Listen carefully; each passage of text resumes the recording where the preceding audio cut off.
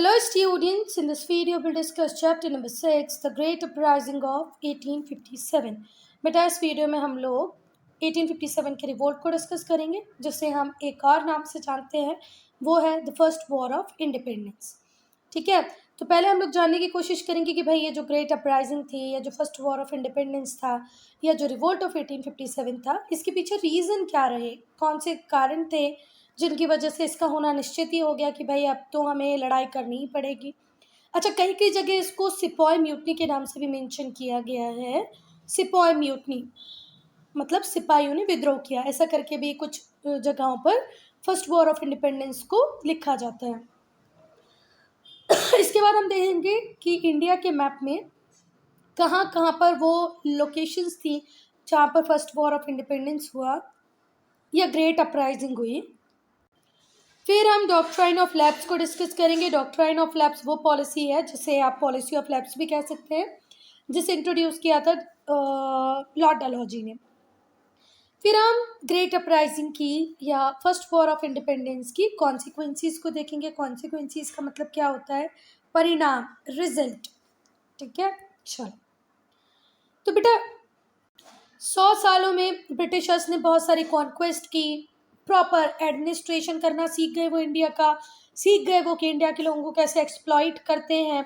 जब east India company ये सारी चीज़ें सीख गई, पहले तो 100 सालों में उसने battle of Plassey, battle of Buxar, दुनिया भर की छोटी छोटी लड़ाइयों को जीता, फिर प्रॉपर अपना एडमिनिस्ट्रेटिव सिस्टम जमा दिया, और इसके बाद में उन्होंने एक बहुत बड़ा मैसिव रिबेलियन झेला। कब में? 1857 में।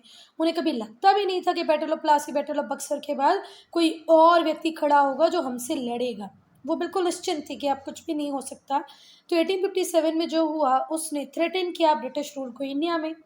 इस रिबेलियन को लोग अलग अलग नामों से जानते हैं, जैसे कुछ लोग कहते हैं रिवोल्ट ऑफ 1857, कुछ लोग, अंग्रेज लोग बेसिकली इसे सिपॉय म्यूटनी कहते हैं कि भैया ऐसा कुछ नहीं था कि पूरे लोग डिससेटिस्फाइड थे हमसे, कुछ सिपाही थे जिन्होंने विद्रोह किया। और कुछ लोग इसे फर्स्ट वॉर ऑफ इंडिपेंडेंस भी कहते हैं। तो कितने नाम हो गए बच्चा इस चैप्टर के? आप इस चैप्टर को हेडिंग दे सकते हो रिवोल्ट ऑफ 1857, आप इसे सिपॉय म्यूटनी भी हेडिंग दे सकते हैं, इसका title first war of independence भी हो सकता है। तो जो रिवोल्ट था 1857 का, वो एकदम सडन नहीं था कि रात में हम सोए और सुबह हमने सोचा कि चलो हम अटैक कर देते हैं, रिवोल्ट कर देते हैं। ये एक्यूमुलेशन था ग्रीवियंसेस का, जो रोज रोज रोज हम अंग्रेजों से परेशान हो रहे थे पिछले 100-150 सालों में। अब इतना कुछ इकट्ठा हो गया था कि अब हमसे रहा नहीं जा रहा था। तो जो इंडियन पीपल थे, कंपनी के अगेंस्ट में जो उनकी छोटी छोटी प्रॉब्लम्स थी, इकट्ठी इकट्ठी होती गई। एक टाइम ऐसा आया कि हमने रिवोल्ट कर दिया। बहुत ही स्ट्रॉन्ग डिसलाइक था बेटा किसका? ये जो फॉरेन पावर, जो ईस्ट इंडिया कंपनी हमें रूल कर रही थी, हम इसे बिल्कुल पसंद नहीं कर रहे थे। इसीलिए कुछ हिस्टोरियंस इसे फर्स्ट वॉर ऑफ इंडिपेंडेंस भी कहते हैं कि भाई हमने आज़ादी के लिए पहली बार लड़ाई की। कब की? 1857 में। अब अगर हम मेजर कॉजेज़ को डिस्कस करें तो मेजर कॉजेज़ में बेटा पॉलिटिकल, राजनीतिक कारण भी थे, सोशल सामाजिक कारण भी थे, इकोनॉमिक मतलब आर्थिक, फाइनेंशियल रिलेटेड, मिलिट्री तभी तो इसको नाम सिपॉय म्यूटनी दिया गया। जो हमारे सिपाही थे वो अंग्रेजों से बड़े परेशान थे। तो इस 1857 के रिवोल्ट की पॉलिटिकल कॉजेज़ भी हैं, सोशल कॉजेज़ भी हैं, इकोनॉमिक कॉजेज़ भी हैं और मिलिट्री कॉजेज़ भी हैं। अगर हम पॉलिटिकल कॉजेज़ की बात करें तो सबसे बड़ा कारण था doctrine of lapse. Doctrine of lapse के इस पॉलिसी के अंडर में सतारा, झांसी, ऐसे बहुत सारे स्टेट्स को ब्रिटिश अपने अंडर में करते जा रहे थे। खैर, पॉलिसी ऑफ लैप्स क्या है या डॉक्ट्रिन ऑफ लैप्स क्या है वो अभी हम डिटेल में पढ़ेंगे। तो इसके थ्रू बहुत सारे इंडियन स्टेट्स को एनेक्स किया जा रहा था। फिर सोशल कॉजेज़ में देखो, कुछ तो सोशल रिफॉर्म हो रहे थे और जो हमारे लिए अच्छे थे, पर क्रिश्चियन मिशनरीज़ का आना, इंग्लिश एजुकेशन का स्प्रेड होना, हमें कुछ ऐसा लगने लगा कि यार ये अब हमारे सोशल मैटर्स में इंटरफेयर कर रहे हैं। बेसिकली क्या? Spread of Christianity. तो ये भी एक मेजर कारण बना। सती जैसी प्रथाओं को अंग्रेजों ने बैन करा दिया, तो हमारे जो इंडियंस थे वो कह रहे थे कि यार ये तो हमारी अब सोसाइटी के अंदर भी अंदर आते जा रहे हैं, ये तो गलत है। आर्थिक कारण और वो फाइनेंशियल रिलेटेड कारण, इकोनॉमिक कॉजेज। तो बेटा ब्रिटिशर्स हमसे रॉ मटेरियल लेते, अपनी इंग्लैंड की बड़ी बड़ी इंडस्ट्रीज़ में उसको प्रोसेस करते और फिनिश गुड फिर हमें ही बेच देते, जिसकी वजह से क्या हो रहा था कि जो इंडियन इंडस्ट्रीज़ थी, वो जो हैंडीक्राफ्ट था, वो पूरी तरह ख़त्म होता जा रहा था। हमारे नेचुरल रिसोर्सेज को ये लोग एक्सप्लॉइट कर रहे थे। ये बात जब हमको समझ में आई तो हमने इसके लिए भी आवाज़ उठाई। मिलिट्री कॉजेज़ में लो सैलरीज थी इंडियन सोल्जर्स की, जो हमारे भारतीय सैनिक थे उन्हें कम सैलरी दी जाती थी और प्रमोशन का कोई चांस नहीं होता था, तो इस वजह से वो भी बहुत डिससेटिस्फाई थे। अच्छा बेटा, ऐसा नहीं है कि हमने पहले बैटल ऑफ प्लासी किया, फिर बैटल ऑफ बक्सर किया 1764 में, फिर 1857 में सीधे जाके लड़ाई की। इन टाइम पीरियड के बीच में भी बहुत सारे रिबेलियन हुए। 1764 से 1857 में भी अलग अलग जगहों पर अलग अलग तरीके से अपराइजिंग हुई। तो ऐसा नहीं है कि 1857 में पहली बार हम खड़े हुए, हम बीच बीच में भी हमने आवाज़ उठाई, पर 1857 वो मौका था जब सारे लोग इकट्ठे होके आए और ब्रिटिश एम्पायर को हिलाकर रख दिया। इसके पहले भी बहुत सारे रिवोल्ट्स हुए अगेंस्ट ब्रिटिश रूल, क्योंकि बहुत डिसकंटेंटमेंट था। डिसकंटेंटमेंट का हिंदी होता है असंतोष। बहुत डिस्ट्रेस था जो इंडिया के हर सेक्शन ऑफ सोसाइटी में था।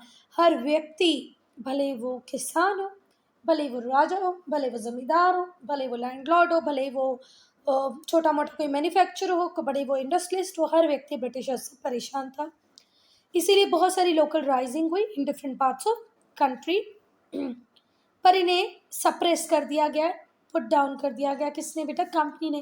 कंपनी के पास बहुत सारे रिसोर्सेज थे कंपनी के पास मॉडर्न आर्म्स थे, वेपन्स थे, जिसकी वजह से वो ईजिली, और देखो ऐसा होता है कि यहाँ पर 4 लोग खड़े हुए, यहाँ पर 4 लोग खड़े हुए, 4 लोग खड़े हुए, तो कंपनी को ईजिली टाइम मिल जाता, पहले इसको सप्रेस करो, इसको सप्रेस करो, इसको सप्रेस करो। पर 1857 में तो सबने मिलकर जब अटैक किया, जब कंपनी को समझ में आया यार कुछ तो चेंज करना पड़ेगा। अगर आप ओरिजिन की बात करें कि भाई 1857 का ओरिजिन कैसे हुआ, तो इसका ओरिजिन बेसिकली मिलिट्री में ही राइज करता है, ठीक है। क्योंकि जो हमारी आर्मी पर्सनल थे, बहुत डिसकंटेंटमेंट था उनके अंदर, वो बहुत ही डिससेटिस्फाई थे ब्रिटिशर्स की पॉलिसीज से। But it took place at time when for various reason, पर जब ये हुआ तो बहुत सारे कारण इसमें इन्वॉल्व हो चुके थे। वो सोशल भी थे, पॉलिटिकल डिसकंटेंट भी था। तो मेन कॉजेज़ को हम डिस्कस करेंगे अब वन बाय वन। तो पहले पॉलिटिकल कॉजेज़, तो बेटा जैसे ही एक्सेशन हुआ किसका? लॉर्ड डलहौजी का। जब लॉर्ड डलहौजी ने पद ग्रहण किया, जब वो गवर्नर जनरल बन के आए, तो इंडियन हिस्ट्री का एक नया चैप्टर स्टार्ट हुआ। Inaugurated a new chapter in the history of British India. British India की हिस्ट्री में एक नया चैप्टर ओपन अप हुआ, नया चैप्टर जुड़ गया। वो गवर्नर जनरल थे इंडिया के 1848 से 1856 तक, ठीक है। और इनकी जो पॉलिसी थी बहुत ही एक्सपांशनिस्ट पॉलिसी थी। इन्होंने ब्रिटिश एम्पायर को और दूर दूर तक फैला दिया। जो डलहौजी थे वो अपनी पॉलिसीज़ के थ्रू कंसिडरेबल टेरिटरीज़ को जोड़ते गए, किसके अंदर? ब्रिटिश एम्पायर के अंदर। वन बाय वन एक एक करके इन्होंने बहुत सारे एरियाज़ को कनकर किया। कनकर नहीं किया, अब जीता नहीं बेटा, पॉलिसीज ऐसी बना दी कि अपने आप टेरिटरीज ब्रिटिश एम्पायर के अंदर में आती गई। और बेटा ये जो पॉलिसी थी ना, डॉक्ट्रिन ऑफ लैप्स, ये एक के बाद एक रूलिंग क्लास को अलार्म करती गई, एक के बाद एक स्टेट ब्रिटिशर्स के हाथों में आता गया। और यहाँ पर अब हर राजा के अंदर एक इनसिक्योरिटी, अनईज, रिसेंटमेंट की फीलिंग आ रही। जितने भी हिंदू रूलर हैं वो एक एक करके ये सोच रहे हैं, दिमाग में उनके ये चल रहा है, आज ये टेरिटरी गई, कल वो टेरिटरी गई, परसों मेरी टेरिटरी निश्चित जाना है। रानी लक्ष्मीबाई जो थी झांसी की, वो चाहती थी कि कंपनी उनके अडॉप्टेड सन, देखो गंगाधर राव की डेथ बहुत जल्दी हो जाती है, तो रानी लक्ष्मीबाई के हाथों में झांसी की पूरी कमांड आ जाती है। तो इनका जो अपना बच्चा होता है, जो बायोलॉजिकल बेटा होता है, उसकी हो जाती है डेथ, तो ये दामोदर राव एक बच्चे को अडॉप्ट कर लेती हैं। तो इनका सिर्फ एक ही कहना रहता है कि भाई जो अंग्रेज हैं वो मेरे अडॉप्टेड सन को अडॉप्ट कर, मतलब अडॉप्ट नहीं कर लें, रिकॉग्नाइज कर लें, अडॉप्ट क्या ही करेंगे। तो झांसी की रानी चाहती थी कि अंग्रेज उनके गोद लिए हुए बच्चे को रिकॉग्नाइज कर लें उनके हस्बैंड के डेथ के बाद। आने वाला जो उत्तराधिकारी होगा, जो रूलर होगा, वो कौन ही होगा? दामोदर राव। झांसी की रानी का गोद लिया बेटा। पहली बात तो झांसी की रानी की ये हो गई। दूसरा, जो नाना साहेब थे वो भी अडॉप्टेड सन थे पेशवा बाजीराव टू के, तो उन्होंने भी इस बात की प्रार्थना की, प्लीड किया ब्रिटिशर्स के सामने कि भाई जो आप मेरे पापा को पेंशन दे रहे थे उसके बाद मुझे देना है ना, मतलब पापा के मरने के बाद वो पेंशन मुझे मिलेगी। पर अंग्रेज क्या कहते थे कि हम तो एडॉप्टेड सन को मानते ही नहीं, ये कंसेप्ट तो हमारे पास है ही नहीं। बिल्कुल नहीं। तो ना नाना साहब को पेंशन मिलेगी, ना झांसी की रानी के बेटे को kingdom. But the company in its arrogant manner had turn down such request. और कंपनी ने अपने एरोगेंस में सारी रिक्वेस्ट को माना ही नहीं। ना झांसी की रानी को कहा कि तुम्हारा बेटा ही राजा बनेगा, और ना ही तो नाना साहब को कहा कि तुम्हें पेंशन मिलेगी। दोनों बड़े परेशान। इवन जो कंपनी थी उसका प्लान था कि जो मुगल डायनेस्टी है उसको भी ख़त्म करना है, मुगल किंग का नाम अब बिल्कुल रिमूव कर देना है। और कंपनी ने अब नए कॉइन मिंट करना चालू कर दिया, नए वाले कॉइन बनाने लगे जिसमें कंपनी का नाम था, मुगल किंग का नाम हटा दिया गया। 1849 में जो गवर्नर जनरल थे डलहौजी, उन्होंने अनाउंस कर दिया कि भाई जैसे ही बहादुर शाह जफर की डेथ होगी, जो किंग होगा, जो उसकी फैमिली होगी, उसको रेड फोर्ट से बाहर आना पड़ेगा, लाल किले से बाहर निकलना पड़ेगा। दिल्ली में कहीं और जाके रहो पर लाल किला छोड़ना पड़ेगा, मतलब रेड फोर्ट छोड़ना पड़ेगा। 1856 में जो गवर्नर जनरल थे कैनिंग, उन्होंने डिसाइड किया कि बहादुर शाह ये लास्ट मुगल किंग होंगे, इनके बाद इनके जो डिसेंडेंट होंगे उन्हें कोई मुगल किंग का ऐसा रिकग्निशन नहीं मिलेगा, मुगल डायनेस्टी खत्म।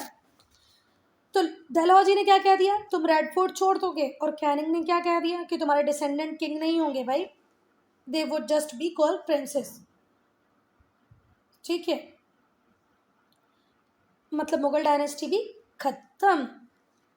अब जो लॉर्ड डलहौजी थे उन्होंने एनेक्स किया अवध को, और अवध को एनेक्स करने के पीछे क्या रीज़न दिया कि यहाँ मिस गवर्नेंस हो रही है, प्रॉपरली आप टेरिटरी को गवर्न नहीं कर पा रहे हो। जबकि जो वाजिद अली शाह थे वो बिल्कुल ब्रिटिशर्स की हर बात मानते थे। बेटा उन्हें कभी लगा ही नहीं था कि ब्रिटिशर्स उनके साथ धोखा करेंगे। तो औध को भी उन्होंने, औध मतलब अवध, वो वाले एरिया को भी मिस गवर्नेंट का हवाला देके कि भाई तुम मिस मैनेजमेंट कर रहे हो, तुम नहीं कर पा रहे हो प्रॉपरली मैनेज, छोड़ो तुम।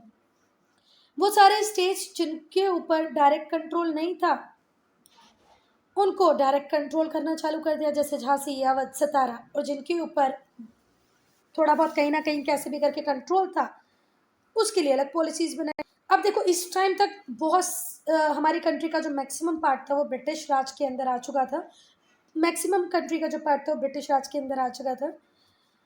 वो स्टेट्स जो डायरेक्टली वो कंट्रोल नहीं कर पा रहे थे वहाँ पर उन्होंने ब्रिटिश प्रेसिडेंट को रख रखा था उनके कोर्ट में। अब वो कोर्ट में पोक करता रहता था, आप ऐसा कर सकते हो, आप ऐसा नहीं कर सकते, आप ये डील कर सकते हो, डील नहीं कर सकते थे। So they dared not fight against the company. अब रेसिडेंट रह रहा है, वो कभी ब्रिटिश फाइट नहीं करेंगे, कुछ जगहों को डायरेक्ट कंट्रोल करने लगे। मतलब ऑल इन ऑल पूरे इंडिया के मैक्सिमम पार्ट पे कहीं डायरेक्ट कंट्रोल पर मैक्सिमम पार्ट को ब्रिटिश कंट्रोल कर रहे थे। अब हम देखेंगे बेटा सोशल एंड रिलीजियस कॉजेज। जो इंग्लिश थे उन्होंने बहुत सारे चेंजेस किए इंडियन सोशल लाइफ में, कस्टम्स में। सती प्रथा आप लोगों को पता ही होगी ना, अगर किसी वाइफ के हस्बैंड की डेथ हो जाए तो उसके हस्बैंड का जब फ्यूनरल पायर होगा, जब मतलब उसको जला रहे होंगे, उस भी जिंदा बैठी औरत को भी जला देंगे। छोटा मोटा हमें जल जाता तो हमें इतना दर्द होता है बेटा, तो पूरी पूरी जिंदा औरत को जला देते थे सती प्रथा के नाम पे। तो ये तो एक इनह्यूमन प्रैक्टिस थी जिसको अंग्रेजों ने बंद करके ठीक किया। पर हमें तो ये भी बुरा लग गया। हमारे जो ऑर्थोडॉक्स उस टाइम लोग थे उन्हें बोला नहीं नहीं नहीं ये तो गलत कर रहे हैं। अंग्रेजों ने बोला बच्चों की शादियां नहीं करेंगे। फिर अंग्रेजों ने बोला जो छोटी छोटी एज में जो लड़कियां विडो हो जा रही हैं उनकी फिर से शादी कर देंगे। और तो और अंग्रेजों ने ये बात भी कह दी कि जो आप लड़कियों को मार रहे हो बिल्कुल नहीं मारो, इससे जो सेक्स रेशो है ये कम हो जाता है, फ्यूचर में आपको ही लड़कियां कम मिलेगी, क्यों आपको लड़कियों को मारना है। तो उन्होंने बोल दिया छोटी छोटी बच्चियों को नहीं मारना, विधवाओं की दोबारा शादी कर देनी है, सती प्रथा बंद कर दी गई, बच्चों की शादी नहीं करवाई। तो अब हमारे इंडियंस का दिमाग इतना खराब भंड हो गया पूरा दिमाग, अरे यार ये तो हम हमारे सोशल लाइफ में, सामाजिक जीवन में भी डिस्टर्बेंस कर रहे हैं। इन्हें क्या मतलब हम बच्चों की शादी करें, हम किसी को जिंदा जला दें। पर ये सारी ही चीज़ें इंडियन सोसाइटी में रिफॉर्म की तरह थी, पर हमें ये चीज़ें अच्छी नहीं लगी। जो ऑर्थोडॉक्स हिंदू थे उन्हें ये इनोवेशंस इंटरफेरेंस की तरह लग रहे थे कि भाई जो हमारा सोशल सेटअप है बहुत अच्छा है, उसमें आप इंटरफेयर मत करो। पर अंग्रेजों ने तो ठान ली थी भाई ये गलत प्रैक्टिसेस तो हम बंद करा ही देंगे। और बेटा जो क्रिश्चियन मिशनरीज थी वो बहुत ज़्यादा बुराई करती थी, आलोचना करती थी हिंदुज़म की और इस्लाम की। क्रिटिसिज्म होता है मतलब साउंड ग्राउंड पे अगर आप किसी चीज़ की कमियां निकाल रहे हो तो उसे क्या कहते हैं, क्रिटिसिज्म। तो वो हिंदुज़म इस्लाम को बहुत क्रिटिसाइज़ करती थी।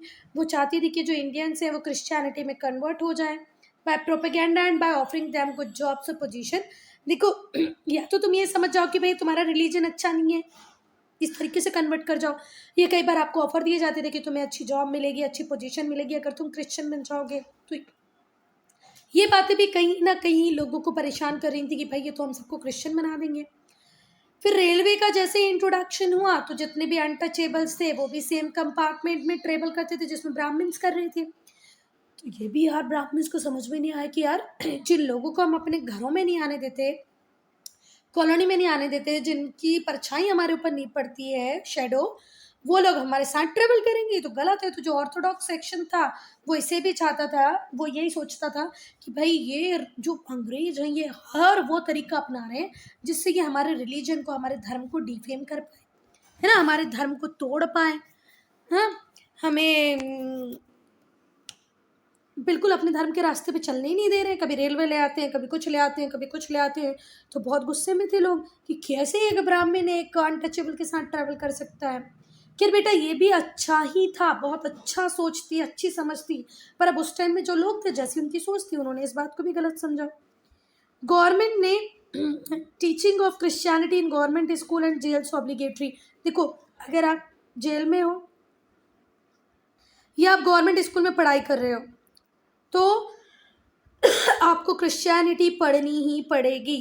गवर्नमेंट ने क्रिश्चियनिटी की पढ़ाई को गवर्नमेंट स्कूल और जेल्स में ऑब्लिगेटरी कर दिया कि पढ़ना ही पड़ेगा। 1850 में एक लॉ पास कर दिया जिसमें ये बात लिख दी गई कि अगर आप क्रिश्चियनिटी में कन्वर्ट करते भी हो तो भी आपके पापा मम्मी आपको उनकी पुश्तैनी प्रॉपर्टी से दूर नहीं रख सकते। आपकी एंसेस्ट्रल प्रॉपर्टी आपकी ही होगी, भले ही आप क्रिश्चियन रहो, हिंदू रहो या मुस्लिम रहो। समझ में आ गई बात? पहले ऐसे होता था कि अगर कोई बच्चा किसी लालच में आके क्रिश्चियनिटी में कन्वर्ट कर जाता तो उसके पापा मम्मी उसे प्रॉपर्टी नहीं देते थे, पर अंग्रेजों ने ये बात बिल्कुल क्लियर कर दी, नहीं भैया प्रॉपर्टी में राइट तो उसे मिलेगा ही। ये इनडायरेक्ट एनकरेजमेंट था लोगों के लिए कि वो इजीली क्रिश्चियनिटी को एम्ब्रेस कर लें। अगर मुझे पता हो कि यार अगर मैं क्रिश्चियन बन गई तो मेरे पापा का घर मेरा नहीं होगा, मेरे पापा की ज़मीन में मुझे हिस्सा नहीं मिलेगा, तो मैं थोड़ा सा सोचूंगी यार, नहीं नहीं करती हूँ कन्वर्ट। पर जब 1850 में ये एक्ट आ गया तो लोगों को समझ में आ गई ये बात कि हम क्रिश्चियन बने, हिंदू रहे, मुस्लिम रहे, कोई फर्क नहीं पड़ता, हमें तो हिस्सा मिलेगा ही। ऐसे ही वेस्टर्न कल्चर, वेस्टर्न एजुकेशन या इंग्लिश एजुकेशन का स्प्रेड होने लगा। तो जो ऑर्थोडॉक्स सेक्शन था सोसाइटी का वैसे बिल्कुल डिससेटिस्फाइड था, उन्हें बिल्कुल अच्छा नहीं लग रहा था। ऑर्थोडॉक्स सेक्शन ऑफ सोसाइटी को ये लगने लगा था कि भाई ये तो अफरंट है। अफरंट का मतलब होता है निरादर करना, मतलब क्या, डिसरिस्पेक्ट करना, हमारी अथॉरिटी को डिसरिस्पेक्ट कर रहा है, ठीक है। और ये जितने भी मेजर्स लिए जा रहे हैं इनकी वजह से जो जनरल पब्लिक थी, जो कॉमन मास था, कॉमन पीपल थे, बहुत ही ज़्यादा रिसेंटेड थे। रिसेंटमेंट का मतलब क्या होता है बेटा? मतलब होता है बेटा क्रोध, आक्रोश, गुस्सा। रिसेंटमेंट मतलब क्रोध, आक्रोश, गुस्सा। तो बच्चा जो जनरल पब्लिक थी वो बहुत ज़्यादा गुस्से में थी किससे? ब्रिटिश रूल से, उनकी पॉलिसीज से। अब हम डिस्कस करेंगे इकोनॉमिक कॉजेज़ को। इकोनॉमिक कॉजेज़ मतलब वो कॉजेज़ जो रिलेटेड हैं अर्थव्यवस्था से, मनी से, फाइनेंस से। तो भाई ब्रिटिश सिस्टमैटिकली इंडिया को इकोनॉमिकली एक्सप्लॉइट कर रहे थे, ठीक है। और ये एक बहुत पोटेंट, एक इम्पॉर्टेंट कॉज था अनरेस्ट का। जो इंग्लिश ईस्ट इंडिया कंपनी थी उनके जो ऑफिशियल्स थे वो इंडिया से बहुत सारी वेल्थ कहाँ लेके जा रहे थे बेटा? इंग्लैंड। अलग अलग तरीक़ों से वो इंडिया की वेल्थ को कहाँ लेके जा रहे थे बेटा? इंग्लैंड लेके जा रहे थे। कौन? कंपनी के ऑफिशियल्स, ईस्ट इंडिया कंपनी खुद। अच्छा, ये लोग क्या कर रहे थे? जो ब्रिटिश गुड्स थे उसके ऊपर से इन्होंने ड्यूटीज़ को एबलिश कर दिया था कि अगर इंग्लैंड से कोई भी गुड इंडिया आना चाहे तो वो फ्रीली इंडिया आ सकता है, ठीक है। पर हमारे इंडिया से अगर कोई प्रोडक्ट, जैसे हमारा कॉटन टेक्सटाइल इंग्लैंड में बहुत फेमस था, वो वहाँ जाएगा तो उस पर लगा देंगे बहुत सारी ड्यूटीज़, हैवी टैक्सेस लगा देंगे इंडियन प्रोडक्ट्स के, और उनका प्रोडक्ट जो हमारे इंडिया में आएगा उससे सारी ड्यूटीज़ को उन्होंने एबलिश कर दिया। क्या बात समझ में आई? देखो, ऐसा कि यूनाइटेड स्टेट्स ऑफ अमेरिका ये बोले कि मेरा गुड तो इंडिया में फ्री में आएगा, पर यूनाइटेड स्टेट्स ऑफ अमेरिका में जो भी गुड इंडिया से जाएगा उस पर मैं हैवी ड्यूटीज़ लगा दूंगी। तो भाई इंडिया वर्ल्ड ट्रेड ऑर्गेनाइजेशन में चला जाएगा इस बात को लेके कि भाई ऐसा क्यों कर रहे हैं, पर ऐसा तो पहले था ही नहीं। पहले वर्ल्ड ट्रेड ऑर्गेनाइजेशन जैसी कोई ऑर्गेनाइजेशन थी ही नहीं, तो ब्रिटिश अपनी मनमानी चला रहे थे। ब्रिटिश का कह रहे थे हम तुम्हारे इंडिया में गुड्स लेके आएंगे, बिल्कुल ड्यूटी फ्री, कोई ड्यूटी उस पर नहीं लगेगी, पर तुम इंडियंस अगर अपना कोई गुड इंग्लैंड में भेजोगे ना, तो भाई हम उसके ऊपर बहुत सारी ड्यूटीज लगाएंगे, उसको महंगा कर देंगे। और इसी तरीके से इंडियन इंडस्ट्रीज, इंडियन क्राफ्ट, उसे पूरी तरह रियून कर दिया। किसने? ब्रिटिशर्स ने। ये लोग जो ब्रिटिशर्स थे ये हमसे रॉ मटेरियल लेते, और ये इंडिया को हमेशा क्या रखना चाहते थे? Supplier of raw material. हमारे फार्मर्स, हमारे वीवर्स उनसे सस्ते सस्ते दामों पे रॉ मटेरियल ले लेते, उसको इंग्लैंड भेजते, अपनी फैक्ट्रीज को फीड कराते। देखो अगर फैक्ट्री से कोई फिनिश प्रोडक्ट निकलता है तो उसके लिए हमें क्या देना पड़ता है बच्चा? Raw material. तो वो हमसे रॉ मटेरियल खरीदते, अपनी ब्रिटेन भेजकर ब्रिटेन फैक्ट्रीज में उससे फिनिश प्रोडक्ट बनवाते और वापस से वो फिनिश प्रोडक्ट इंडिया भेज देते। हमसे रॉ मटेरियल सस्ते दामों में लेते और हमें फिनिश प्रोडक्ट महंगे दामों में बेचते। जो कॉटन क्लॉथ था इंग्लैंड का, वो इंडिया में फ्लड की तरह आया, और हमारे जो लोकल वीवर्स थे वो उसके साथ कॉम्पीट नहीं कर पाए। क्यों कॉम्पीट नहीं कर पाए? Because it was basically made from machines. अब मशीन मेड गुड है, सस्ता आ रहा है, हमारे जो इंडियन वीवर्स हैं हाथों से बना रहे हैं, थोड़ा सा महंगा भी है, तो वो कॉम्पीट नहीं कर पाया। इस तरीके से इंडियन वीवर्स की लाइफ बिल्कुल रेन हो गई। वो अपनी लाइवलीहुड भी अर्न नहीं कर पा रहे थे, मतलब पैसा नहीं कमा पा रहे थे। और बेटा ये लोग क्या करते थे? देखो जितने भी कंपनी के ऑफिशियल्स थे उनको जो सैलरीज मिलती थी वो बहुत ज़्यादा हाई थी। उसे पे कहाँ से किया जाता था? इंडिया के पैसों से। तो भले सिविल सर्विसेज हो, मिलिट्री एडमिनिस्ट्रेशन हो, इसमें जितने भी बड़े बड़े ब्रिटिश ऑफिसर्स थे उन्हें बहुत सारी हाई सैलरी दी जाती थी ब्रिटिश इंडिया में और प्रिंसली स्टेट से। तो इस तरीके से इंडिया की जो वेल्थ थी वो ड्रेन हो रही थी इंग्लैंड। अब जैसे भले वो लॉर्ड डलहौजी हो, कैनिंग हो, ये पैसा यहाँ तो नहीं रखते थे इंडिया में, ये पैसा अपनी फैमिली को भेज देते थे। कहाँ पर? इंग्लैंड में। तो इस तरीके से हमारा भारत का पैसा जा रहा था इंग्लैंड। इंडिया के जो स्टेट्स थे उन्हें हैवी कॉस्ट देनी पड़ती थी कंपनी के फोर्सेस को मेंटेन करने के लिए, कंपनी के रेसिडेंट को मेंटेन करने के लिए। रेसिडेंट तो वो व्यक्ति था जो आपको सांस भी ना लेने दे, राजा आप ऐसा करोगे, ऐसा नहीं करोगे, ये क्यों किया, वो क्यों किया, और कंपनी के फोर्सेस भी आपको मेंटेन करने पड़ेंगे, इसके भी हाई कॉस्ट थी। तो ये जो पैसा था ये इंग्लैंड चला जाता था एज सेविंग। जैसे कि आज भी हमारे बहुत सारे लोग हैं जो फॉरेन कंट्रीज में काम कर रहे हैं, पूरी सैलरी तो नहीं उड़ा देते बेटा, उसका कुछ हिस्सा हमारे इंडिया में भेजते हैं। किसके नाम पे? सेविंग के नाम पे। ऐसे ही पहले इंग्लैंड करता था। तो ये जो पैसा है ये इंग्लैंड भेज दिया जाता था एज देयर सेविंग। जो इकोनॉमिक एक्सप्लॉयटेशन ब्रिटिशर्स ने हमारा किया उससे इंडिया एम्पावराइज्ड हो गया और ज़्यादा बुरी कंडीशन में आ गया। यहाँ के लोग परेशान हो गए और एक अलग सा ही रिसेंटमेंट, गुस्सा, एक नाराज़गी लोगों के बीच में आ गई। एम्पावरिज्ड मतलब धीरे धीरे करके स्थिति का और ख़राब हो जाना। तो बेटा एम्पावरिज्ड का मतलब समझ में आया कि क्वालिटी धीरे धीरे कम कर देना, गरीब बना देना, है ना, दरिद्र बना देना। No military causes. बेटा जो इंडियन सोल्जर्स थे, मिलिट्री कॉजेस पढ़ रहे हैं अब हम, तो जो इंडियन सोल्जर्स थे उन्हें डिस्क्रिमिनेट किया जाता था, उनके साथ भेदभाव किया जाता था, उन्हें इन्फीरियर समझा जाता था। लड़ने जाए फ्रंट फुट पे इंडियन सोल्जर्स और उन्हीं के साथ होता था डिस्क्रिमिनेशन। अच्छा, एक बहुत ही बड़ी हायरार्की होती थी, उस हायरार्की में सबसे नीचे होते थे हमारे इंडियन सोल्जर्स। कभी कोई प्रमोशन वगैरह नहीं होता था उनका, और जो हाईएस्ट पोस्ट थी वो यूरोपियन ऑफिसर्स के लिए रिजर्व होती थी। मतलब एक तो सबसे ज्यादा काम भी आप करो, हायरार्की में सबसे नीचे, है ना, आपको इन्फीरियर बोला जा रहा है, इन्फीरियर समझा जा रहा है, आपको कोई प्रमोशन नहीं मिलेगा। इवन हायर पोस्ट सारी की सारी रिजर्व होती थी किसके लिए? यूरोपियन सोल्जर्स के लिए। ग्रेट डिस्पैरिटी थी between the salaries of Indian and European soldiers. Indian soldiers को जो सैलरी दी जाती थी वो बहुत कम थी, यूरोपियन सोल्जर्स की सैलरी बहुत हाई थी। जो एक्स्ट्रा अलाउंसेस थे वो इंडियन सोल्जर्स को मिलते थे जब अगर वो कोई वॉर लड़ने जाते थे तो, पर बाद में उन्हें भी विड्रॉ कर लिया गया। एक तो लड़ो भी और कुछ एक्स्ट्रा मिलता भी। इतना सब तो फिर भी ठीक था बेटा, पर कुछ नए रूल्स ले आए ब्रिटिश, जिसके थ्रू हमारे रिलीजियस सेंटिमेंट्स, बिलीफ्स भी वायलेट हुए। उस टाइम में ऐसा था कि ऐसी सोच थी कि अगर कोई भी सिपाही या कोई भी व्यक्ति सी को क्रॉस कर लेगा तो उसका धर्म, उसकी जाति खत्म हो जाएगी, लॉस कर जाएगी। 1824 में हमारे सिपाहियों से कहा गया कि जाओ बर्मा, बर्मा पुराना नाम है, आज का नाम है म्यांमार, वहाँ जाओ सी रूट मतलब सी क्रॉस करके और फाइट करो कंपनी के लिए, है ना। उन्होंने मना कर दिया, भाई हम तो नहीं जाएंगे, हम लैंड रूट से जरूर जा सकते हैं पर हम सी रूट से नहीं जाएंगे, क्योंकि जाएंगे तो हमारा धर्म भ्रष्ट हो जाएगा।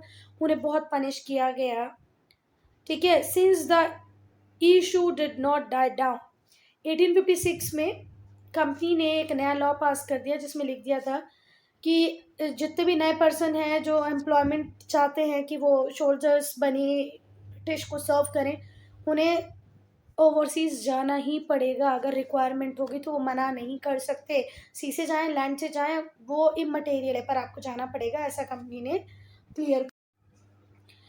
अब हम पढ़ेंगे बेटा इमीडिएट कॉज, तात्कालिक कारण। तो जो कंपनी थी उसने नया नया एक राइफल इंडियन आर्मी में इंट्रोड्यूस किया। अच्छा, उस राइफल में जो कार्टेज थी उसके ऊपर ग्रीसिंग हुआ करती थी और सोल्जर्स को उस ग्रीसिंग को पहले बाइट करना पड़ता था, कट करना पड़ता था, है ना। The soldiers had to bite the end of the cartridge before using it, use करने के पहले उसको कट करना पड़ता था।